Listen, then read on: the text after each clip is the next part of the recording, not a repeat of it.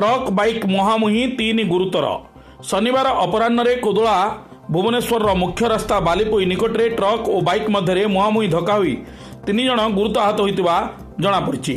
सूचना प्रकार खोर्धा ठारू एक थंडा बोझई truck number OD 02BK 8754 Aska अभिमुखे आसुवा बेले विपरीत दिगरू गोटे बाइक आसी मुहांमुही धक्का होता। बाइक रे बसिथिबा चंदनपुर पंचायत तोटापड़ा ग्रामर मंगला दास, पवित्र दास और अमीन दास 3 जन रास्तार छिटिकी पड़ते। खबर पाई कोदोला दमकल बाहिनी पहुंची आहत को कोदोला डाक्तरखाना पहुंचा पर समस्त अवस्था गुरुतर थिबारु सेमानकु प्राथमिक चिकित्सा पर ब्रह्मपुर बड़ मेडिकल को स्थानांतरित करा जायछि। निजर सुरक्षा दृष्टि ट्रक ड्राइवर थानार द्वारस्थ होइचंती।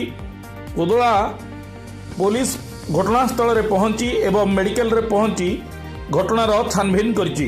बेगुनियापड़ारू कविता नाईक रिपोर्ट, तर्जमा न्यूज।